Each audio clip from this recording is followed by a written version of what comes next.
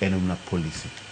Adani mag paro ni kanyo mar aduogo mondo mi warange go e yo makare. Mokwongo wawinj gima nowach kanyo koda apisa manowuok e kaunti ma Siaya mokelo ng'anyo mag jogo miluongo ni jotije manyawawa. Nyakoro Mujang dobed chir machal nade kosewach ni in jatich manyawawa tiwuok oko e lela to kamera maki kineno ng'ama iluongo ni nyawawa. Be nyawawa kirange ok en gima onego bed ni neno. Makoro gin jotije manyawawa miwacho ni nitie kaunti ma Siaya kendo koro wuok oko kendo nitiere ng'anyo. Wawinjo ni gima nokelo wach ni mondi en ang'o manilieko. Wawinjo ni gima Nyagudi nowacho juma mokalo. Yier gi jok mamoko.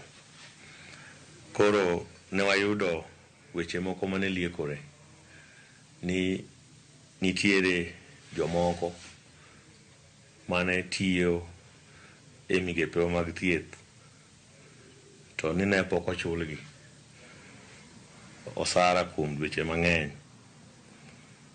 To ne wakawo thuolo mar timo nonro ni to jogi dibed jomage, kendo ne waketo duol moro piny mong'iyo karatese jogi, oboke mana jogi wacho ni gitiyogo, ma giko nwayudo ni ji nochopo joma romo 502 nokelo obokegi. Kane wang'iyo obokego maber kalure gi chenro mag tije ka, nodo ka gin oboke gogo ma ok ne gibeyo, ne gin bandia. Koro kane wayudo ka gin bandia to nwafwenyo ni nitiere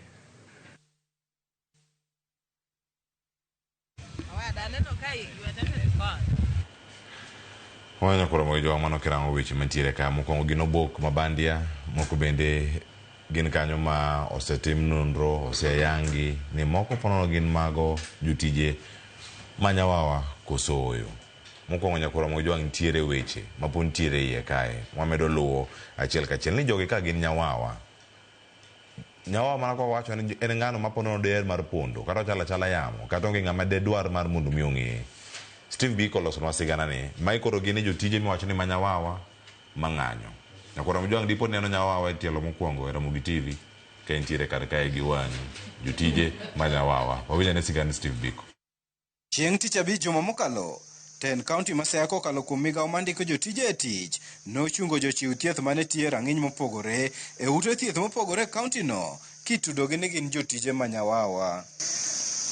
Odiochieng' ma kawuono jochiw thieth go nochungo chenro mapile mag ohala e bomano ka gidwaro ratichgi kokalo kuom ng'anyo mano chopo nyaka e od bura ma Siaya kod apisi mar gavana James Orengo kama ne gichwalo ng'ul margi ka gikwedo tend kaunti no kuom buogogi bang' chungo rak margi mar tich ka koro gidwaro duoko ewi mibadhi malichno. Justice and accountability for the 382 unjustly branded ghost workers in Siaya County.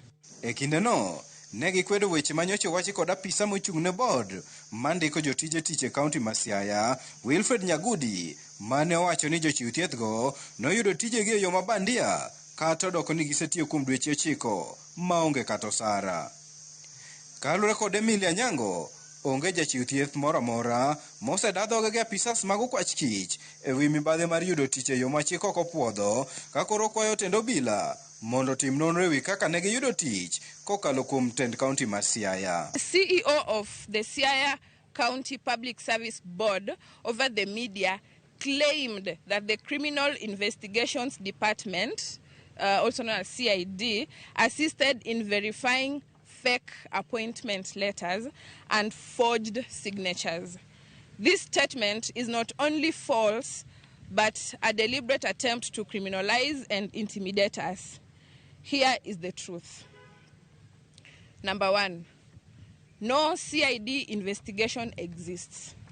To date, not a single health worker has been contacted by the CID to record a statement.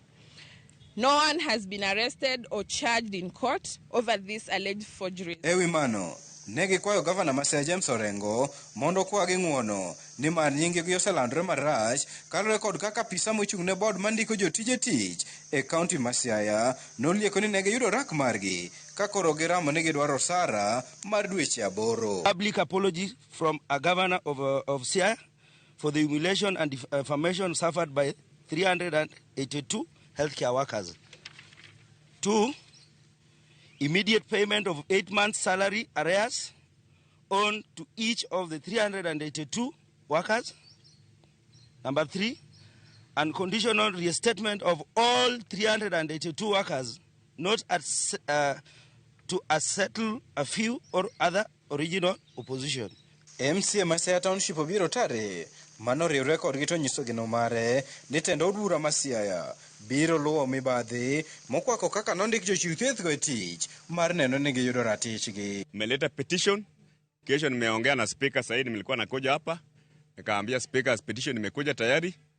Sasa kesho saa 8 tuko kwa bunge la Siaya na maneno yetu ambayo tutajalia kesho ni maneno yenyu. Agenda yetu sasa kama watu wa Siaya, hii wiki yote ambayo tunaenda kuwa assembly ni maneno ya watoto wetu. In any case assembly taamua, mkuwa invited, msiogope. Mkuje tu hapa, museme ukweli. Mage biro kinde ma bod mandiko jotije tich e kaunti ma Siaya to ramo ni mana jochiw thieth 220 ei 502 ema nondike yo makare.